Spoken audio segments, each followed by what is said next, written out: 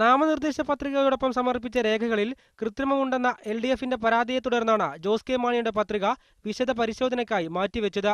പത്രികയോടൊപ്പം സമർപ്പിച്ച പാർട്ടി ചെയർമാന്റെ കത്ത് വ്യാജമാണെന്നാണ് LDFന്റെ പരാതി. ഇലക്ഷൻ കമ്മീഷനിലെ വിവരം അനുസരിച്ച് 2005 കേരള കോൺഗ്രസിന്റെ അവസാനത്തെ ഇലക്ഷൻ നടത്തിയിരിക്കുന്നത് 20/11/2005.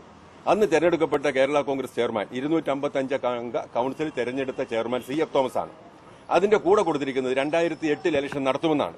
പക്ഷേ പിന്നീട് ഒരു ഇലക്ഷൻ നടത്തിയതായി ഇലക്ഷൻ കമ്മീഷന് മുന്നിൽ ഒരു വിവരവുമില്ല. പരാതി ഗൌരവതരമാണെന്നും ഇരുകൂട്ടരും 26-ന് മുമ്പ് രേഖകളുമായി ഹാജരാകണമെന്നും കോട്ടയം കലക്ടർ നിർദ്ദേശിച്ചു. സ്വത്ത് സംബന്ധിച്ച വിശദാംശങ്ങൾ സമർപ്പിച്ചതിൽ വീഴ്ച വരുത്തിയെന്ന പരാതിയാണ് തിരുവനന്തപുരത്തെ UDF സ്ഥാനാർത്ഥി ശശി തരൂരിനും LDF സ്ഥാനാർത്ഥി ബെനറ്റ് എബ്രഹാമിനും വിനയായത്. ഇരുവരുടെയും പത്രിക സ്വീകരിക്കുന്നത് സംബന്ധിച്ച നാളെ വാദം കേൾക്കും. കേസ് സംബന്ധമായ വിശദാംശങ്ങൾ പൂർണ്ണമായും ഉൾപ്പെടുത്താത്തതിനാലാണ് ആറ്റിങ്ങലിലെ UDF സ്ഥാനാർത്ഥി ബിന്ദു കൃഷ്ണയുടെ പത്രിക സ്വീകരിക്കുന്നത് നീട്ടിവെച്ചത്. ഇടുക്കിയിലെ UDF സ്ഥാനാർത്ഥി ഡീൻ കുര്യാക്കോസിന്റെ പത്രിക പിഴവ് തിരുത്തി സ്വീകരിച്ചതിനെതിരെ LDF തെരഞ്ഞെടുപ്പ് കമ്മീഷന് പരാതി നൽകി.